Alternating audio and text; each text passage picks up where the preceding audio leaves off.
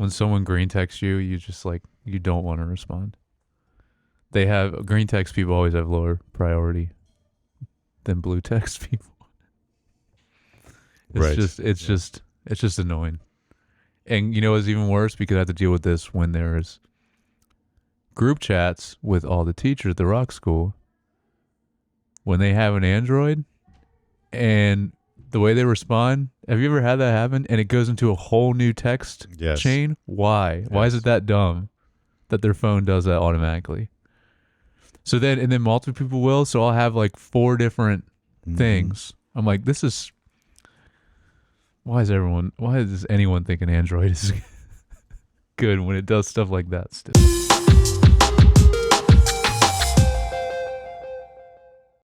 Welcome back to Screen Time. Turned him into a horny toad. I'm your host, Josh Youngbar, and I have with me my co-host, Jared. I detect, like me, you're endowed with the gift of gab. Nice. Good one. I am not endowed with the gift of gab. Not either.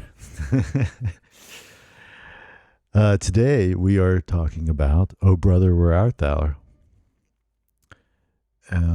This was released in 2000, PG-13, an hour and 47 minutes. Mm-hmm.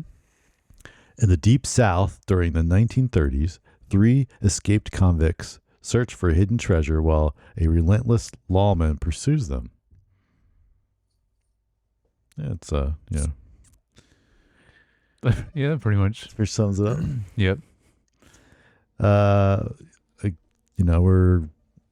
These films are Joel and Ethan Coen films, so they're the directors and writers. We have Roger Deakins again as a cinematographer. Yes.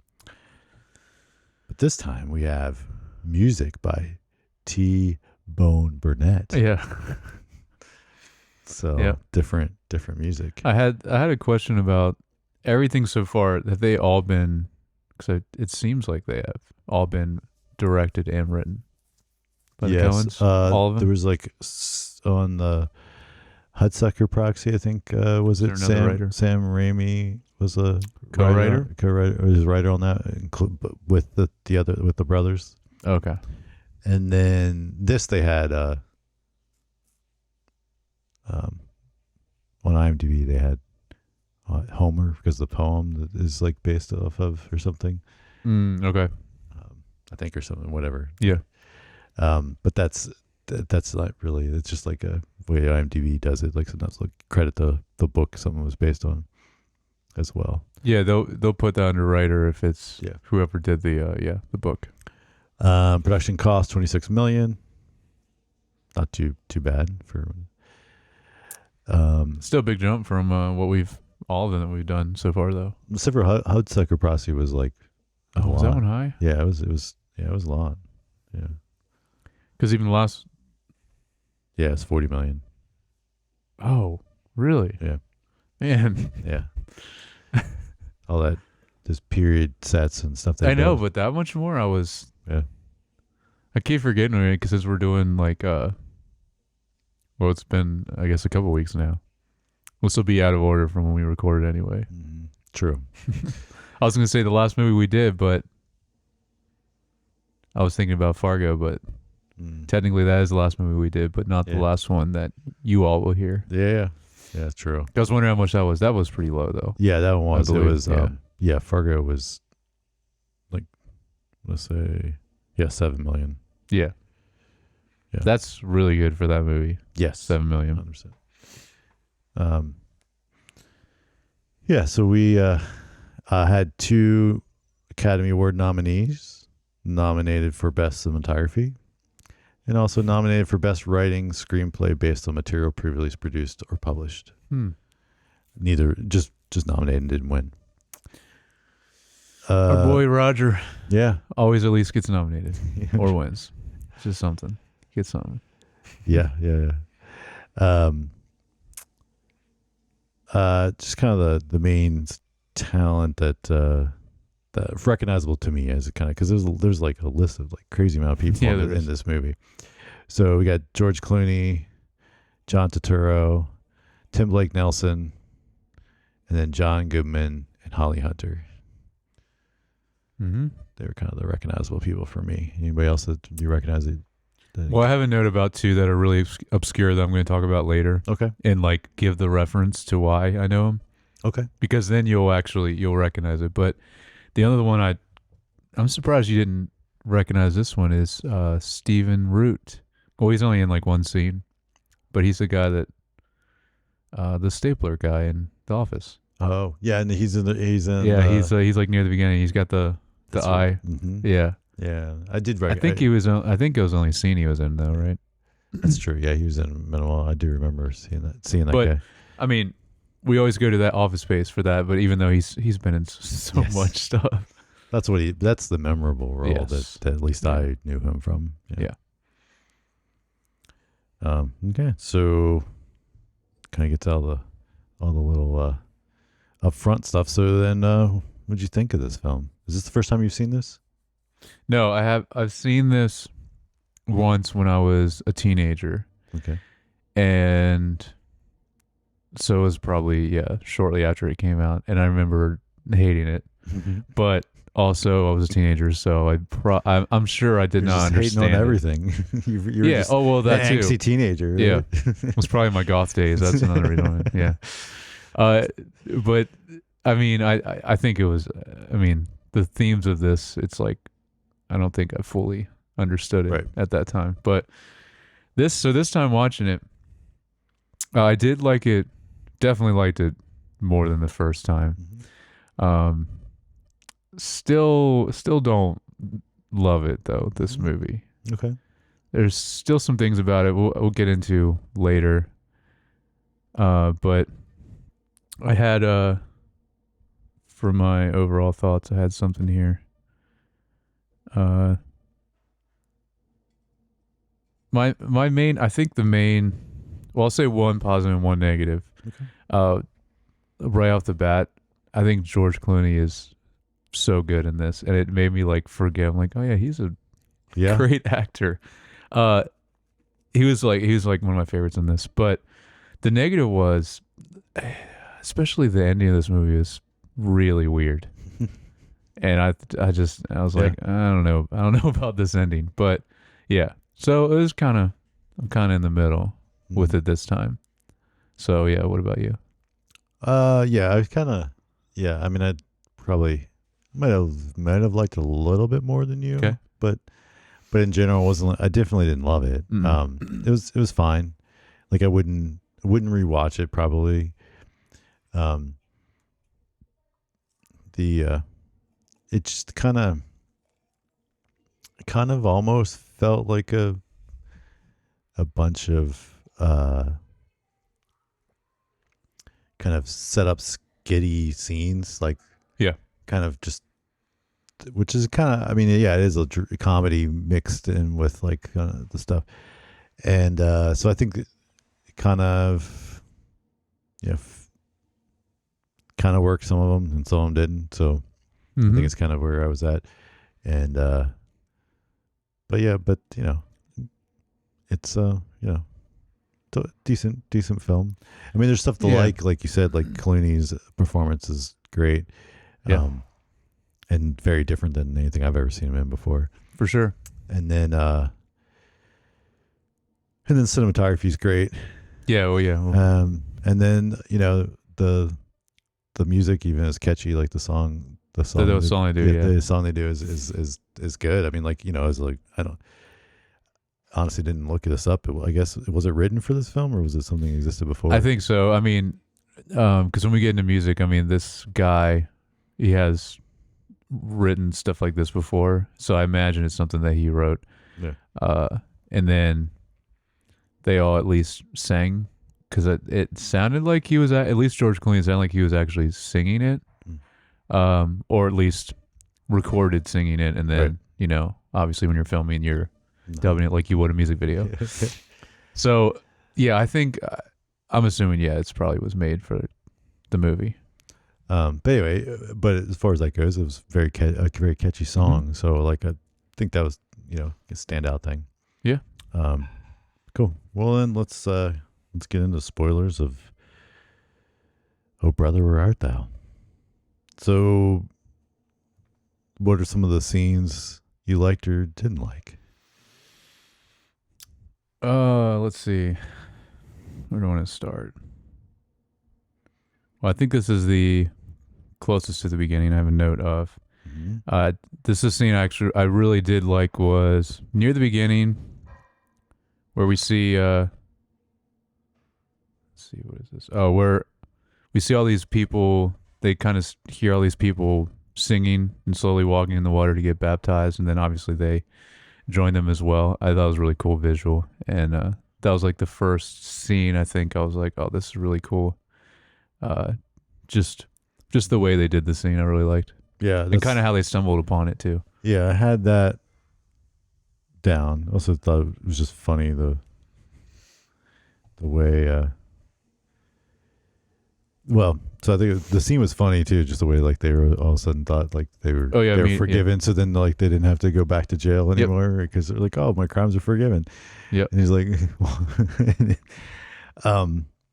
but also I liked how this instance is one of those things that kind of then set that as for I don't remember the character's actual name, but the character getting baptized, that then they were able to have like callbacks to for humor, so to speak, later and throughout the film that works, and that stuff definitely worked. So before that, I did like the opening stuff with like them jumping through the field, like as they were like escaping, like that was funny. Of course, that's kind of on the poster, right? Or at least some posters I've seen. Yep. But that, and then getting on the train, and then but then the one guy not actually getting on the train. They're all connected. They're all connected.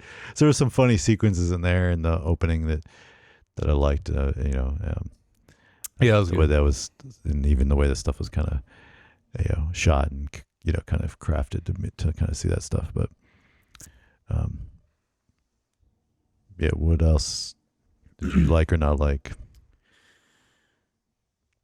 I mean, most of the stuff I have notes about were just small things that I liked or thought were interesting. The really like main negative, that once we get to the end is just the ending.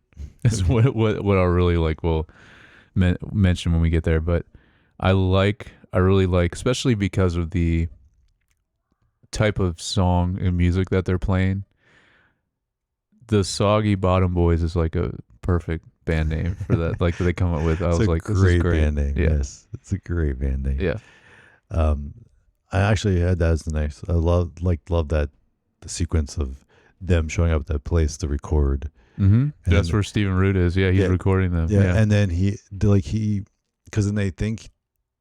So first they kind of like think he doesn't want one thing, and then so then they kind of say, and then he's like, well, then I was looking for, and then they're like, oh, well, they're just like, smooth talking their way into getting a recording. But then and it caught me off guard. It was unexpected for me because I like never seen the film. Then they start recording and they're like, sound great. Mm-hmm. And because I honestly didn't realize that would be like the premise that kind of carries through the film, right?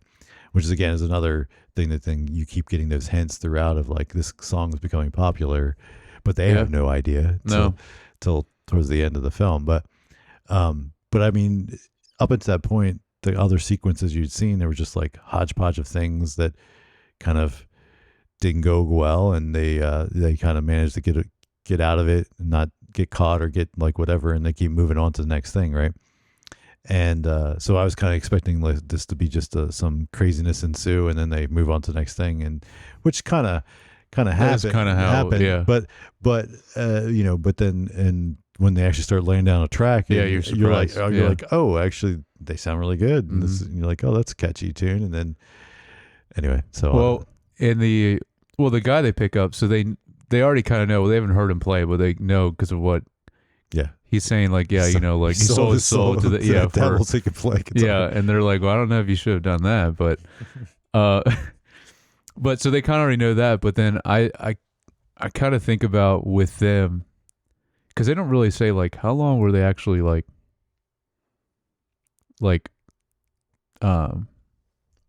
actually. How much like, time has passed? Like they were on the run for? Is that what you? No, like how long were they actually like together? Like how long had they been together even before they escaped? In the prison, you mean? Yeah. I don't know. Yeah. Because I imagine if they were in there a long time, so just the three of them singing together over that long period of time, they probably, they could have gotten that down really well, just harmonizing together in singing. And then, so then when they go into it, they're like, all right, so as long as, he plays something, which is what he did, the guy they picked up, then they could just work off of that, and they already can sing well together because they probably did a lot in prison. I imagine, because there's no other time. Well, they were singing. Everyone was singing at the beginning. They were working on the railroad, right? So exactly. So that's got to be why, like, they already knew how to sing together as a trio. Yep. And so, yeah, it's a very, very strong possibility. A little bit after that, when they're in the car getting chased. Yeah. Well, they get in the car with that guy that's being chased. Yeah, that's where it is. Yeah. Yeah, that has money just flying out. And he jumps that was some epic jump over that. It was. Well, the part, so it was right after that was the car behind them, I think. Running over that cow looked absolutely brutal. I was like, man, that looked pretty serious and like real, actually. I was like, dang, this is pretty intense. Like, yeah. I don't know how they did that scene, but yeah, it looked pretty real to me. Yeah. Yeah, it was a messy scene. Yeah. Yeah, it was just he started shooting at the cows, and you're like, no, not the cows. Well, that's the part I thought it was gonna get like. That was where it was gonna get really graphic, but not really until the cow got ran over. Like, you don't really see much of him shooting directly at the cows, but yeah, that was good. Yeah, some of his responses. I don't remember his character's name. It's Tim Blake Nelson is the actor. Yeah, he's the one that says, "Oh, he's like, oh man, not the cow."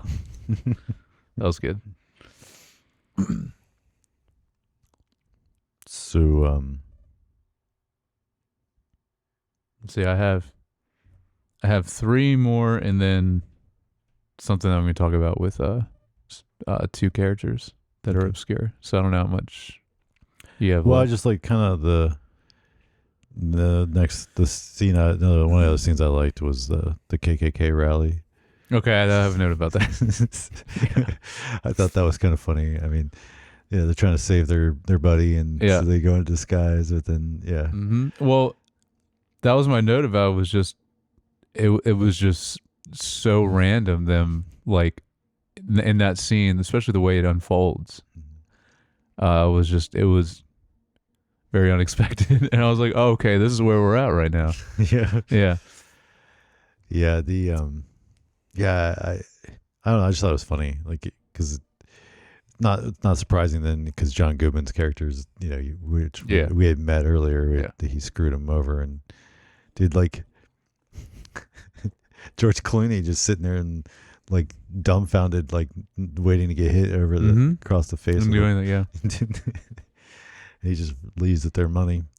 They always get John Goodman to do like just some crazy role, whether he's in it a lot like Barton Fink or just in a little bit like this, or I guess he was in a little more in Raising Arizona.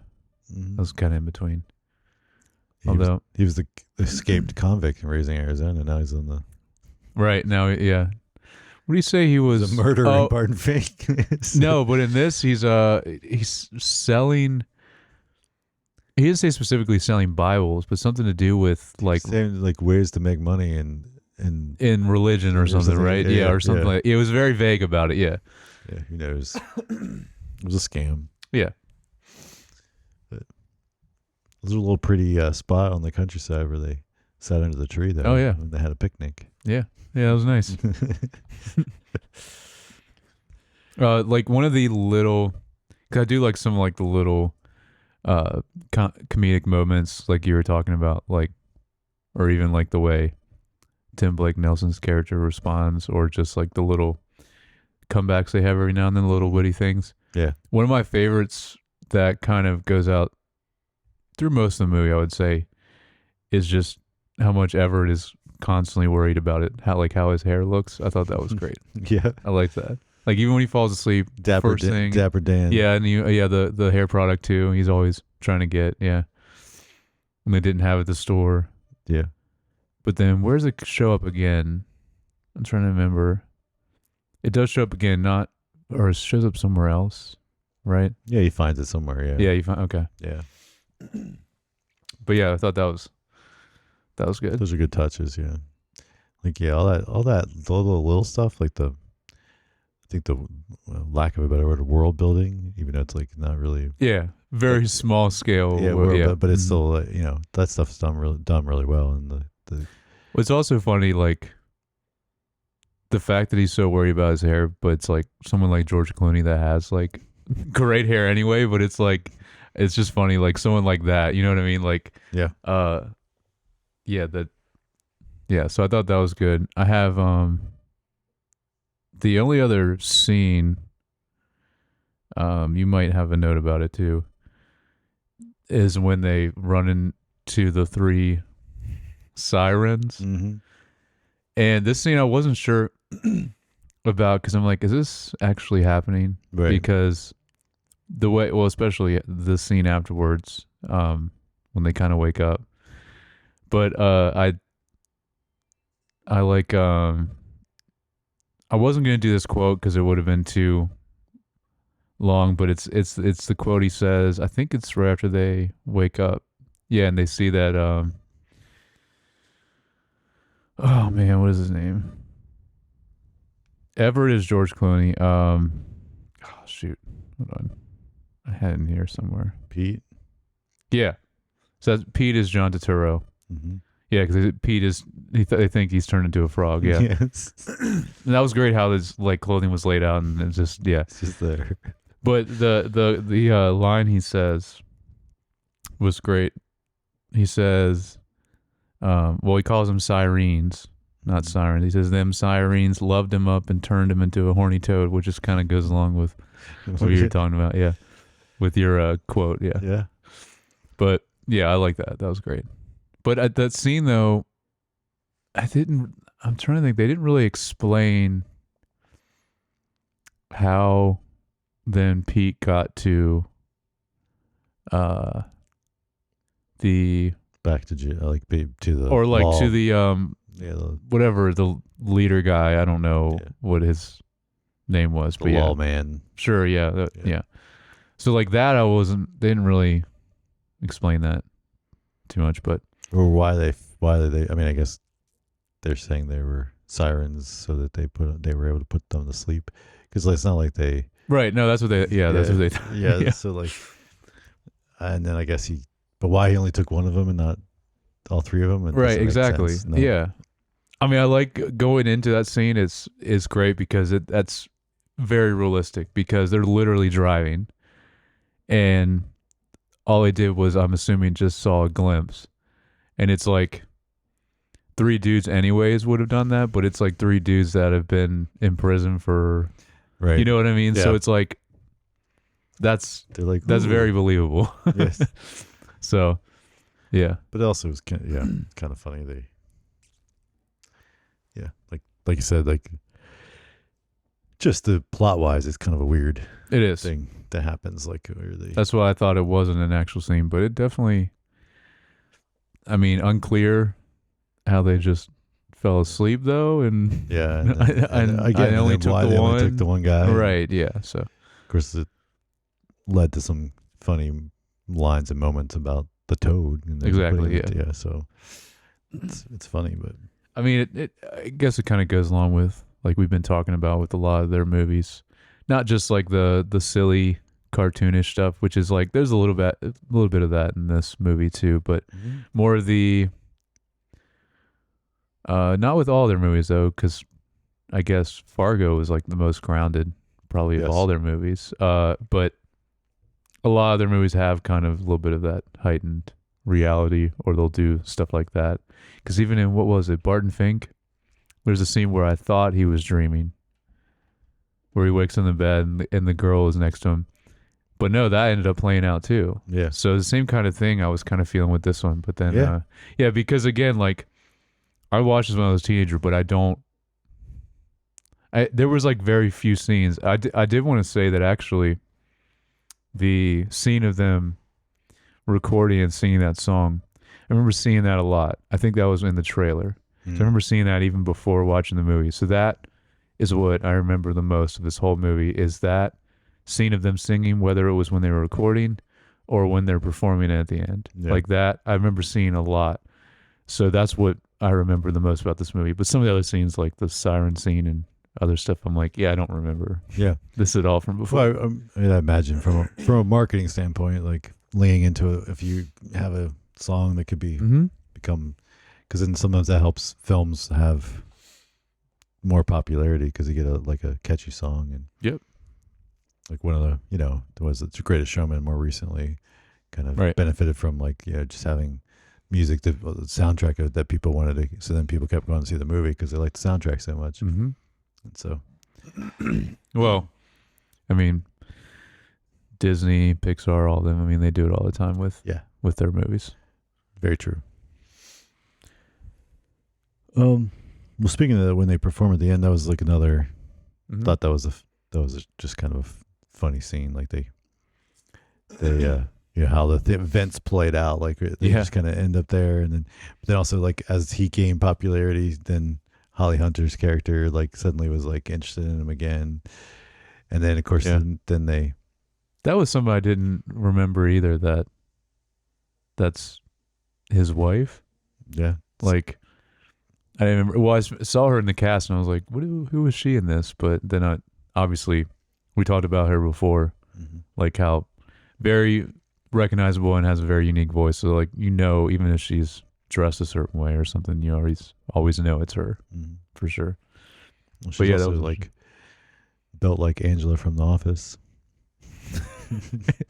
Really, Angela from The Office? I mean, I feel like they're just both short and really petite, and yeah. Yeah, I don't know, it's sort of what reminds me of like this, like yeah, I can see that. Yeah.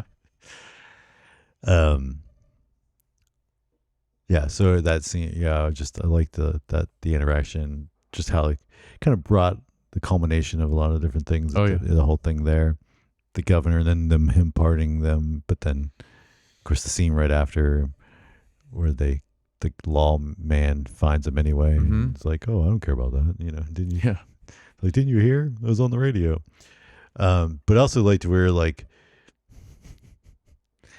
she quickly, like as soon as they were done, and then he's like, all right, well, it's and then she's like, no, she's like already like, like because he said like one little thing wrong or something. Right. She's like, all right, I'm out of here.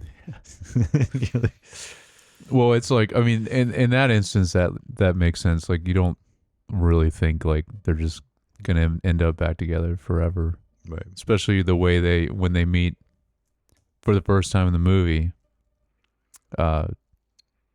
like the way they interact too. It's like, I don't think this is gonna. I think they're just gonna get back together and be, they have that like the like love hate like thing, or it's like they're they annoy each other so much that they're but then they're attracted to each other because of it or something. I don't, it's like that dynamic. Yeah, true. Yeah, I mean, it's kind of so you want to talk about a little about the ending and what you got there for? Oh, I didn't have any notes about the ending. I was just, I don't know how to really describe it. I just, didn't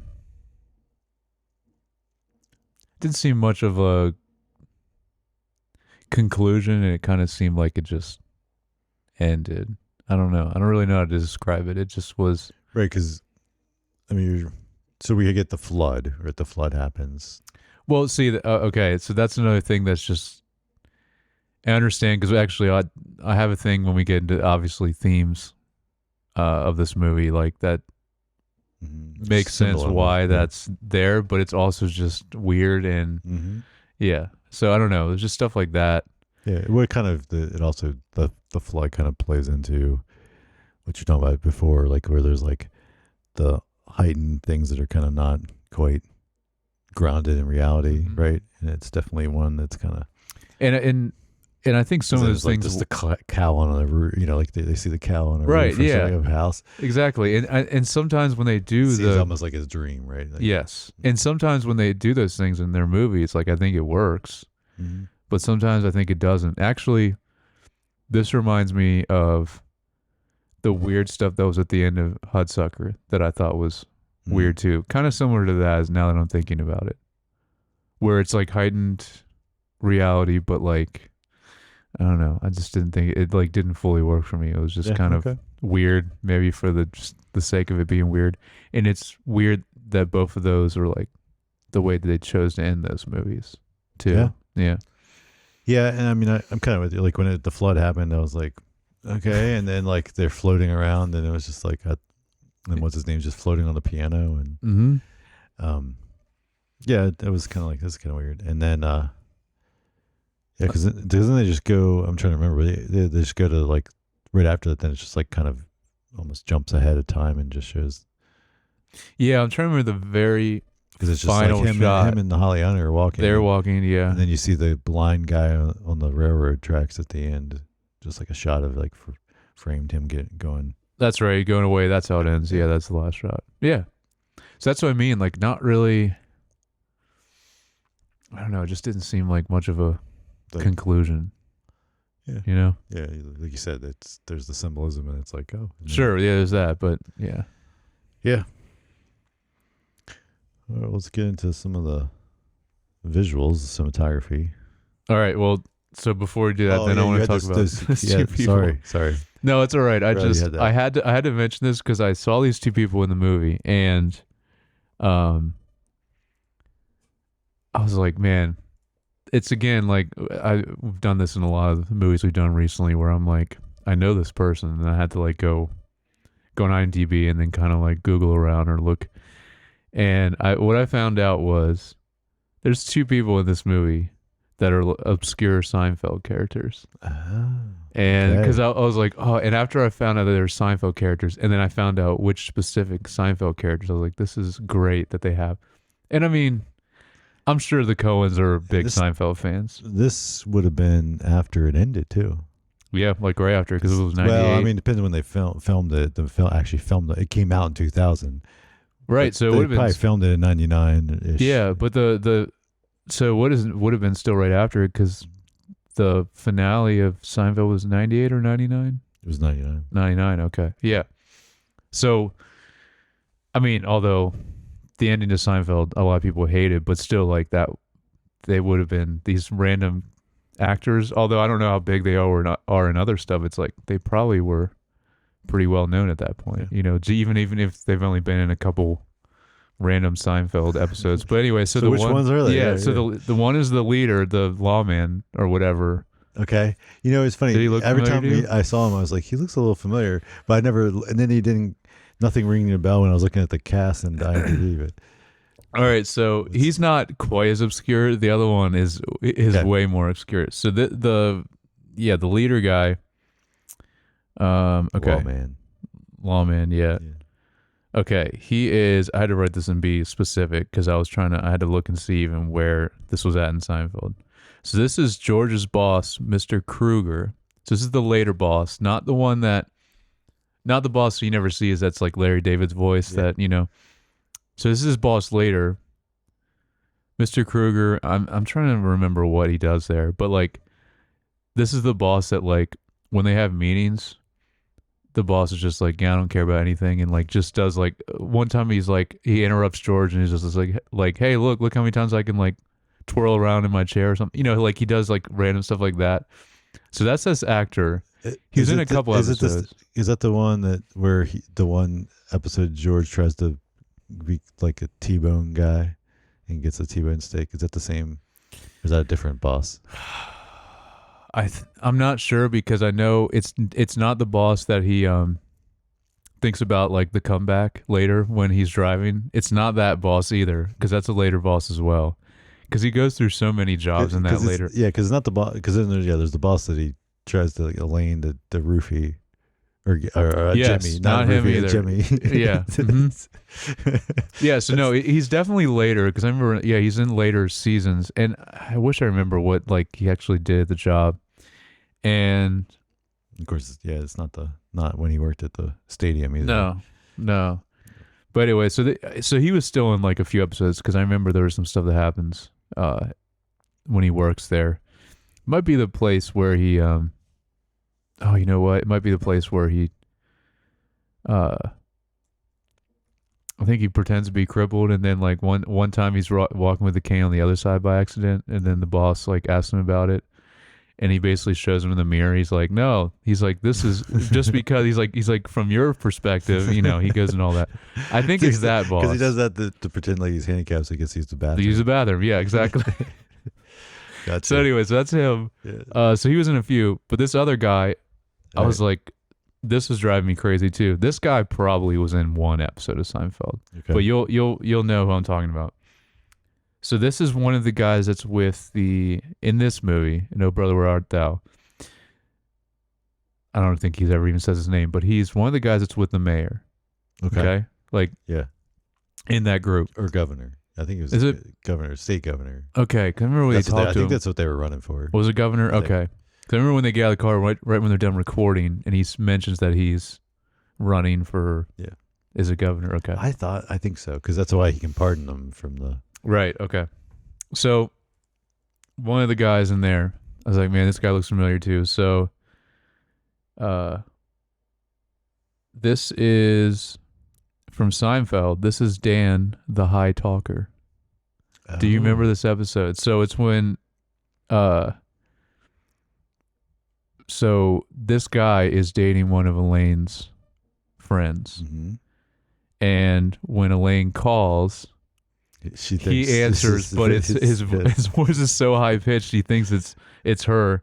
That's this guy. I had to double check. I was like, no, this is definitely him. It's just funny because I just think of him as that really high pitched. I've never seen him in anything else. But yeah, and I believe that was one episode. I don't think I've.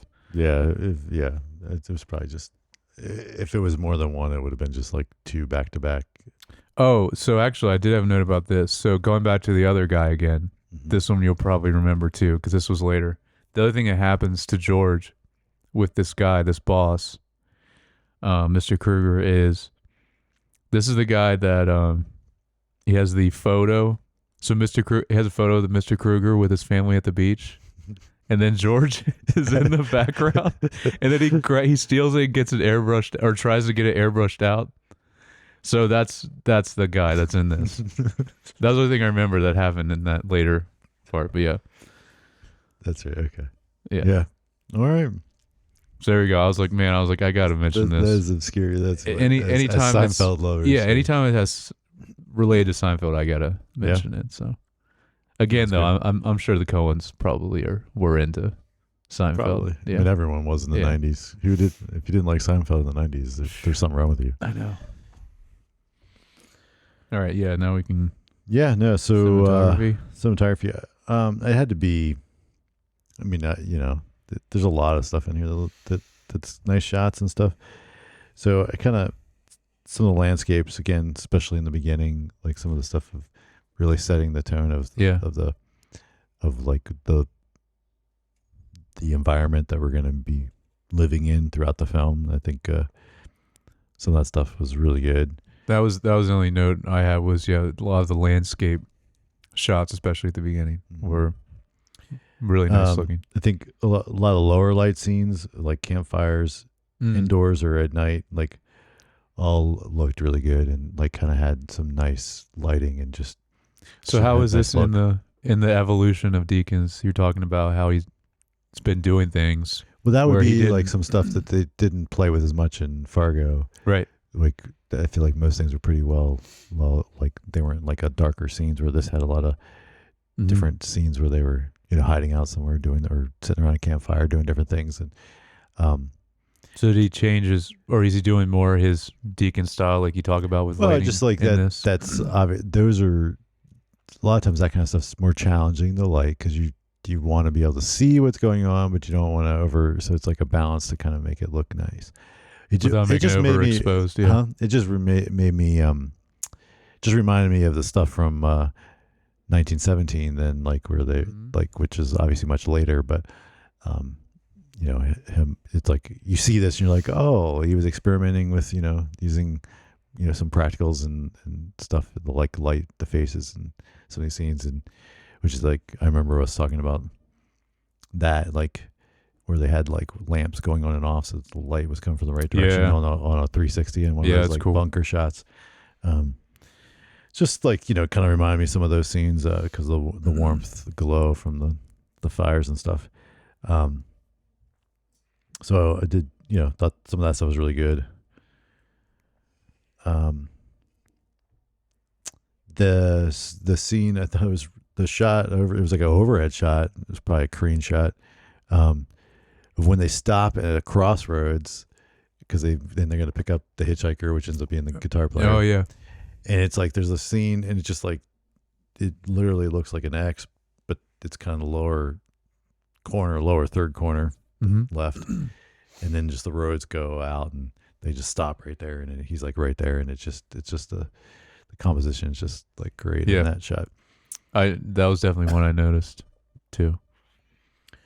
And just something I kept thinking about, and even just recent stuff. We like it's such an interesting balance with Deakins, like with the like he'll do these like really, and we saw in Hudsucker in this, Mm-hmm. and plenty of I mean everything, like he does these like really symmetrical shots, and they tend to be like the wider stuff, but like and it'll just be this.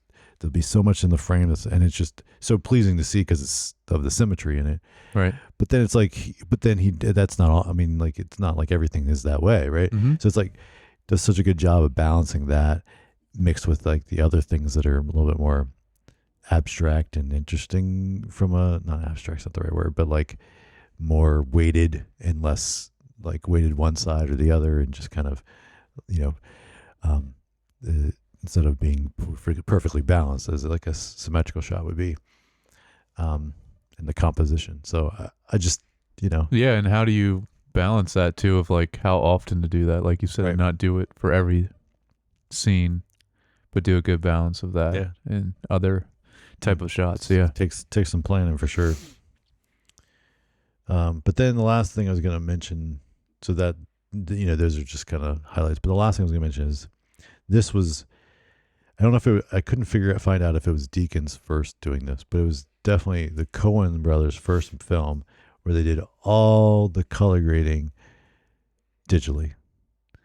So they had a distinct look that they wanted to do for this film, which obviously it has, like the overall look of the film. And when they were doing research and stuff, Deakins, I think, was the one that recommended because he kind of had come across this process, and again, couldn't figure out if he had done it somewhere else before or if this was the first time he had done it too. But they to get the look they wanted, instead to do it digitally, and then there's interesting kind of things where like they shot everything overly saturated. And actually, they actually filmed in like June and July, in the South. I don't remember if they actually filmed in Mississippi or not, even though it's supposed to be Mississippi.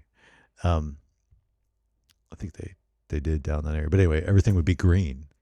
Yeah. Like all the like foliage would be green, and yet so everything would look very saturated. And so they filmed it that way, and then brought the saturation down to give it the look that it has, which is again interesting because otherwise nowadays typically, especially if you're shooting digital, like you're shooting in like raw or log where there's like no saturation at all, and then you just would apply your look that you'd want. So then it's kind of like a weird, like it seemed like they did it in reverse of what you would probably do today. But I mean, it worked well because it has a very distinct look. Yeah, it does. The look is consistent, across, and it definitely adds to the tone and feel of the film. So, but I thought it was interesting that that was because it's what 2099, of course, when they were probably doing post work and stuff. But it's kind of early for that stuff because like I mean the 90s was you still were Jurassic Park doing CGI. You had, I guess, Star Wars. The prequels were filmed for some of the first stuff was filmed digitally, right? Yeah. So there's And that people that would've are came out- dabbling in that, but like that, yeah. But yeah, when did the 99 was Phantom Phantom Menace. Menace, So yeah. that would have came out probably when they were filming. Yeah. Yeah. yeah? So Crazy. again, it was a really early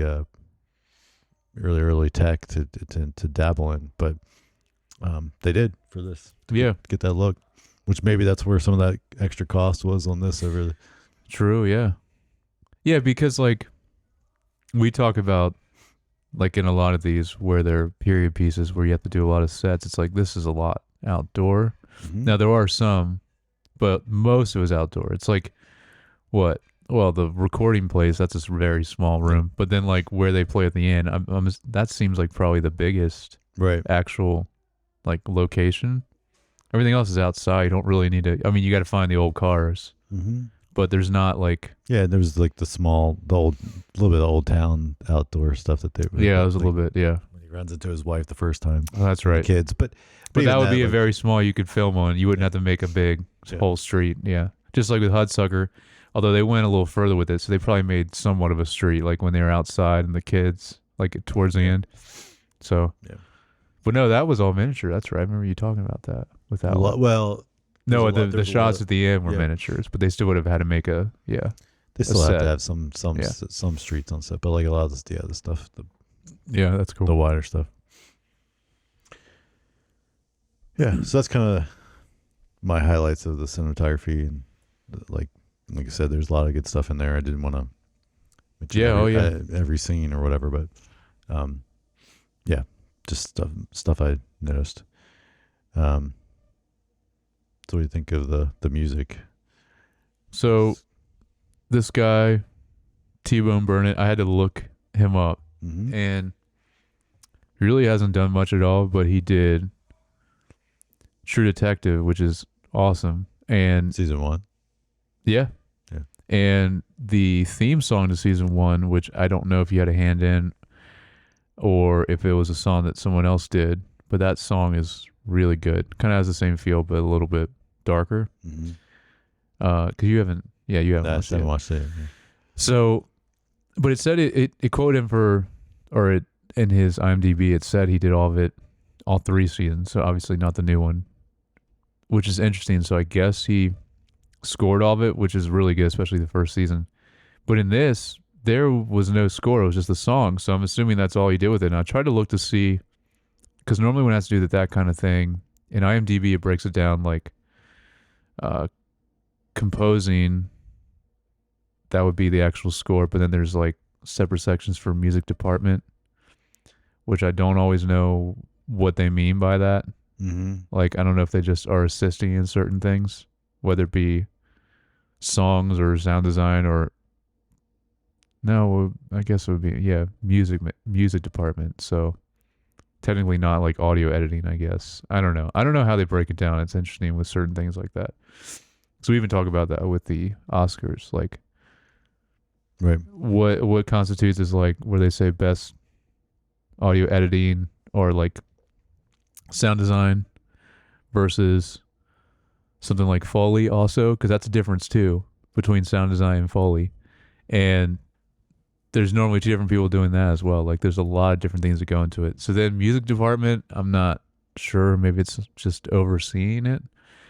But anyway, so he did the songs, and I mean, he did a great job of that, like we were already talking about. But I was trying to think, there's only, besides the main song, there's only like one other song, right?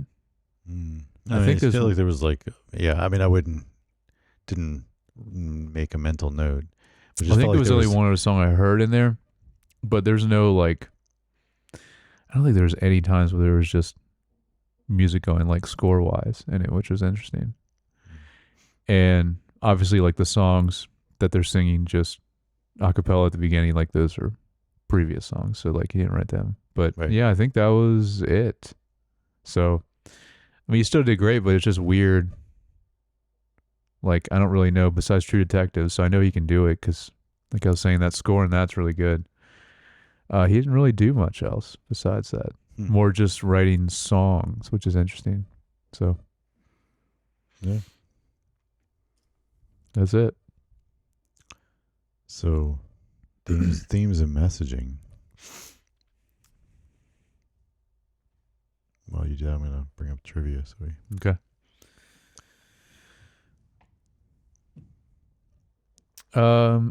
So, I mean, I would say there's kind of two main things with this is, uh, one is family in general, but specifically like brothers, obviously, even just by the title of it. But what you see how it plays out is that's a big theme of this. But the other thing is obviously religion as well. And I was thinking about it even before the flood thing at the end, because that's something I don't remember at all first time watching this. And I was thinking kind of the way it plays out is kind of biblical or like a parable kind of type of thing with this movie. And then once the flood happened, I was like, oh, okay, that further proves that in a big way. So those are kind of the two main things I would say with this.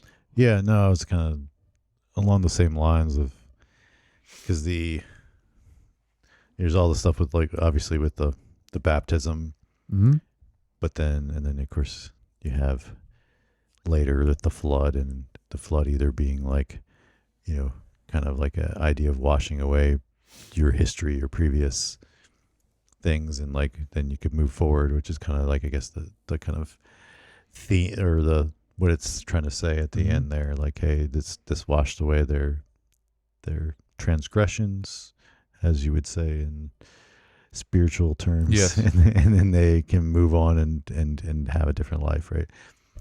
Or a new life. But also,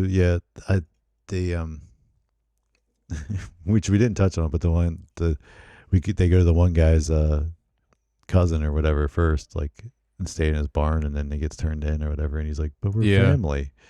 That's right. And then even when George Clooney then is gonna like do something to him, he's like, you can't do that. He's family. He's like, he just betrayed us. But oh, I forgot about that. Yeah. So yeah, I think just the bond that you have when you're with people. But yeah, it's nothing like, I don't think it's like kind of lighthearted, heavy stuff. Like, it's kind of a weird, like, it's like kind of a mix of that, like it's a heavy topic, like dealing with like religion and forgiveness and whatever, and but then I don't think it really covers it in a deep way. It just kind of does it in like a surface, like, almost comedic way, right? Yes. So yeah. Let's do a little trivia. So, very first thing at the top of the trivia is the film's soundtrack became an unlikely blockbuster, even surpassing the success of the film.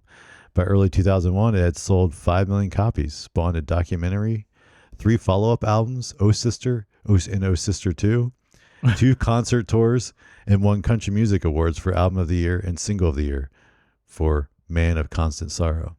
It also won 5 Grammys, including Album of the Year, and hit number 1 on the Billboard album charts the week of March 15, 2002, 63 weeks after the release, over a year of the year of the release of the film. Wow. So maybe that's what he's been doing all this time. That would make sense. Yeah. He just like made a bunch of money writing music. Yeah.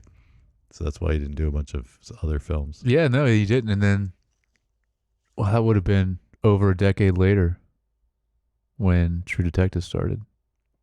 Over a decade. Yeah, it was like 2013, 2014. Yeah.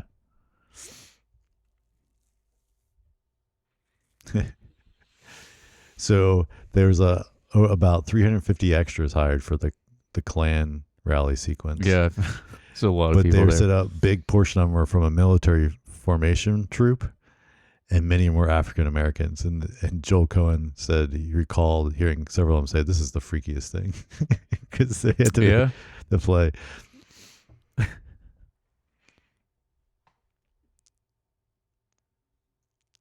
So although Homer is given a co-writing credit on the film, Joel and Ethan Coen claim never to have read the Odyssey and are familiar with it only through cultural osmosis and film adaptations. Hmm.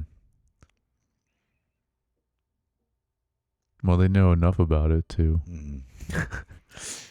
So make the script kind of according to similar. Joel Cohen, there was a snake catcher on set. We hired this guy, and he came to set with a golf club. And what he would do is he would look around for snakes. If he saw one, he would rope it with the golf club and then put it in his bag. Asked him what you called somebody with this profession. He said, an idiot.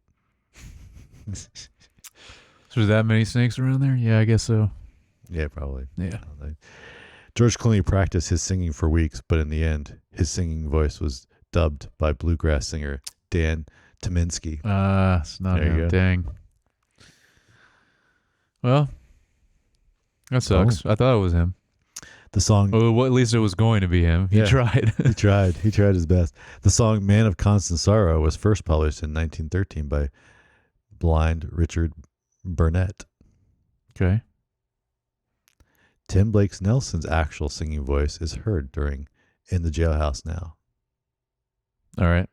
So he Only him, though. Ulysses Everett McGill's childhood home, shown at the end of the film where they go to search for the ring, is actually based on the cabin from The Evil Dead 1981. Joel Coen was assistant editor on that film, his first feature. Okay, that makes sense. That makes sense why they've been homies with Sam Raimi for so long. Okay. I didn't know that he was involved with The Evil Dead. That's cool. George Clooney, upon reading the script, did not immediately understand his character and so sent the script to his Uncle Jack, a tobacco farmer who lived in Kentucky, and asked him to read the entire script into a tape recorder. Unknown to Clooney, in his recording, Jack, a devout Baptist, omitted all instances of the words damn and hell from the Coen script, which only became known to Clooney after the directors pointed this out to him in the middle of shooting. Jack had never been on a plane before flying in for the premiere. So then his... I wonder if he, like listening back to his uncle, I wonder if he also kind of developed the accent or the voice from him, I imagine. Yeah. George Clooney agreed to do the film without having read the script. The Coen Brothers visited him in Phoenix while he was making Three Kings, wanting to work with him after seeing his performance in Out of Sight. Moments after they put their script on Clooney's hotel room table, the actor said, "Great, I'm in." He stated that he liked even the Coen's last successful films. Nice. Out of Sight is a good movie. I guess that was a couple years before that. Wouldn't he have still been on? I mean, his big thing was ER, right? Like, wouldn't he? I thought that was like all of the '90s, pretty much, was that show. I don't know.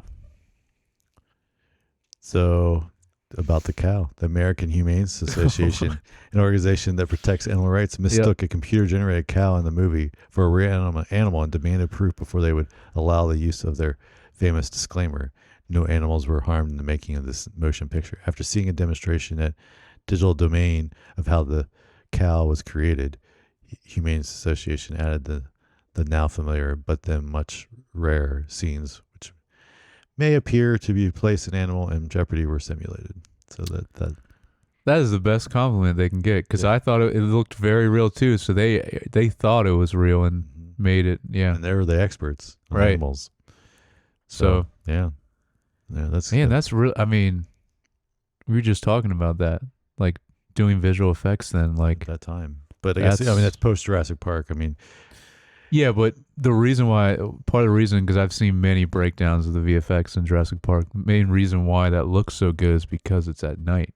Like, this is very much daylight. Like, that makes it way harder, I imagine. So, yeah, but that's cool that they did so well with that. Yeah, a lot of it is at night, but there's the opening shot when they see that's true. There's some day stuff that's still day, yeah. But you're right. But yeah, no, the scene there where it does look the best in Jurassic Park is that when it's raining at night and you can kind of obscure it somewhat, yeah.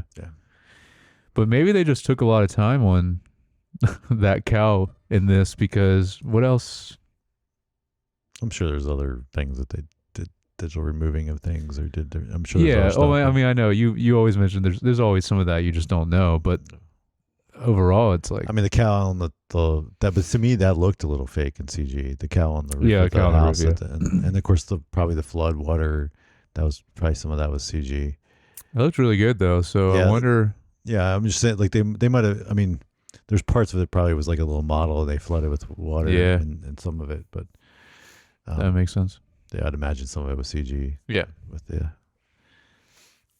but Just interesting how going back to stuff like this, because obviously from this time and before, there's also a lot of really bad looking CG, but it's weird seeing stuff like this around like 2000.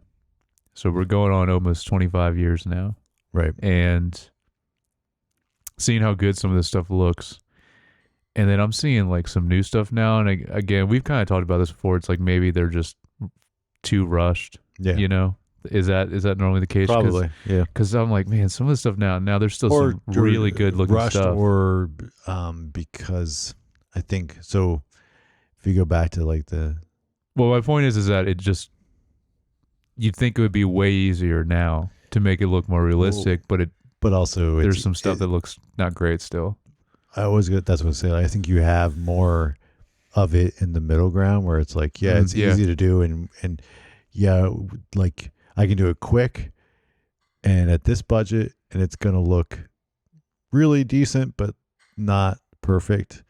Or then you could pay 10 times more and get it and take like photoreal and take 10 times longer, okay. But you can get it where no one's gonna know, right? And so then like. Obviously, it might be exaggerating there, but that's you get the idea of probably why some people are like, well, we only have this budget and we need it done here by this time anyway. So let's just go with the good enough option, which most people aren't going to care. Just the few that are picky and they're like, oh yeah, that doesn't look good. Yeah. So, okay, I'd imagine that's kind of where we are now. Whereas in the 90s and even or 2000 when this was made. If it didn't look, it was probably more just the capabilities of the person or the tech, not because they didn't have the money or the budget. Because there's probably just not that many people that could do it well then. Yeah. But who knows? I'm just guessing. No, that seems right. I do know that VFX artists are overworked and like extremely. So that's probably a big part too. Like just rushing. Sure, yeah. And they're like, all right, well, this is how it's going to look because I don't have enough time. Yeah. Yeah. Yeah. So any last thoughts on this? Nope. I think Fargo is still top of my list for my favorite film of theirs so far.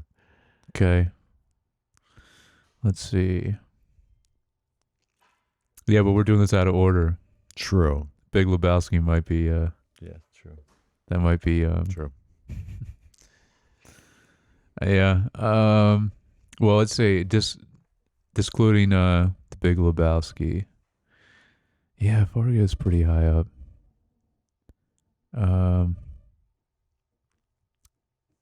Yeah, that'd probably be number one for me too. Although, man, I really liked Barton Fink. Yeah. Also. Yeah. It's just, I mean, we talked about when we did that. It's just like, yeah. It's something we related to a lot too, and it's just it was a cool way they did it. But yeah, yeah, I just couldn't get past the way some of that stuff was shot versus which is funny because it's still Deakins, but it's I know it's yeah, but yeah, what do you guys up to this point?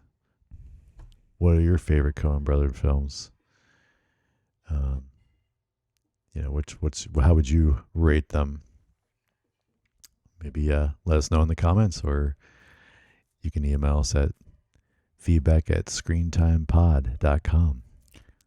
Say the next movie. Next film after this is The Man Who Wasn't There. Yeah, another one. Never heard of it. Never heard of it. But hey, I mean, I'd never heard of The Hudsucker Proxy, and it's such a weird title too. Yeah, I enjoyed that film, so yeah, we'll see how this one is. So that'll be the homework for next week, and Yeah, let us know what your thoughts are. And if you want to follow any of us on Instagram, I'm at Jay Youngbar. And I'm at Jared Youngbar. All right. We will catch you guys next week.